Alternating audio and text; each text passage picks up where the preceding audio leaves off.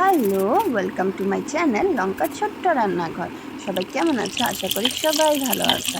আজকে আমি তোমাদের সাথে ফিশের চপেই বানিয়েছি বা পাকোড়া। এটা আমি তোমাদের সাথে শেয়ার করলাম।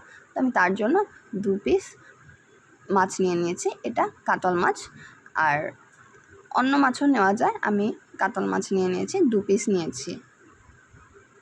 আমার তো কোয়ান্টিটিটা কম, তাই আমি 2 পিস নিয়েছি। যদি বেশি কোয়ান্টিটি বানাও তো বেশি মাছটা নিয়ে নেবে।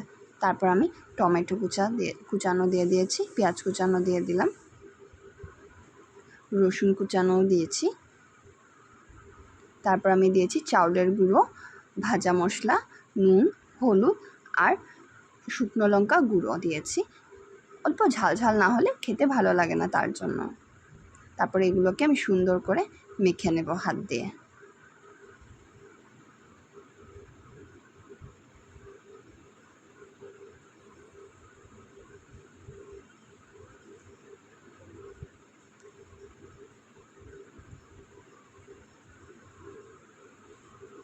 এখন আমি সয়া সস দিয়ে দিয়েছি 1 চামচের মতন। নুনটা বুঝে দিবে, যেহেতু আমি সয়া সস ইউজ করেছি, তো নুনটা আমি বুঝে দিয়েছি, তো ওই হিসাবেই নুনটা আর সয়া সসটা বুঝে দিতে হবে। তারপর আমি এক সাইডে ডিম ফেটিয়ে নিয়েছি আর ব্রেড ক্রাম্বস নিয়ে নিয়েছি একটা প্লেটে।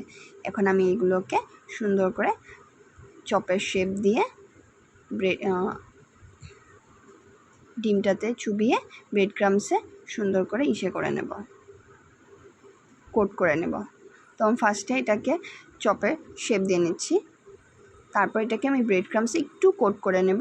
তারপর আমি ডিমে কোট করব, তারপর আবার ব্রেড ক্রাম্বসে কোট করব। এইভাবে করে যতটা আছে মানে ব্রেড ক্রাম্বস 2-3 বার আমি এভাবে করে 2-3 বার করে আমি ব্রেড ক্রাম্বস দিয়ে আর ডিম দিয়ে মাছের চপগুলোকে কোট করে নেব।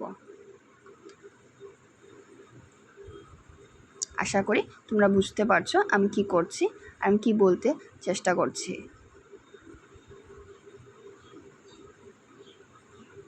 আর এই পর্যন্ত আমার যারা ভিডিওটা দেখলে একটা ছোট্ট করে একটা লাইক করে দিও।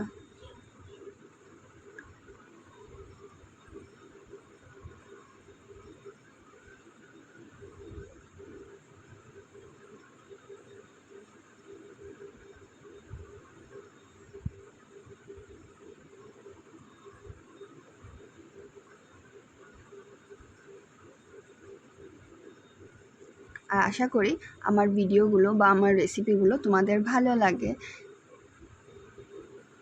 আর তোমাদের সুন্দর সুন্দর কমেন্ট পেয়ে আমি চেষ্টা করি যে আরও সুন্দর করে ভিডিও দেওয়ার, সুন্দর সুন্দর নতুন নতুন রেসিপি আনার।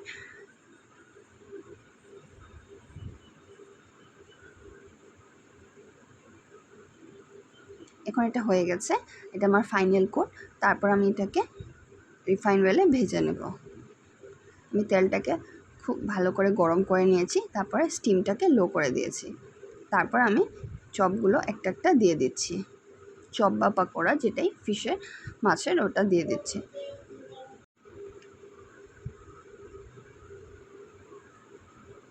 একটু সুন্দর করে গোল্ডেন ব্রাউন হওয়া পর্যন্ত আমি ভেজে নেব।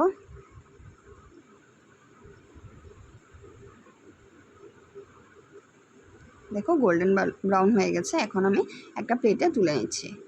এভাবে করে আমি সবগুলোকে ভেজে নেব।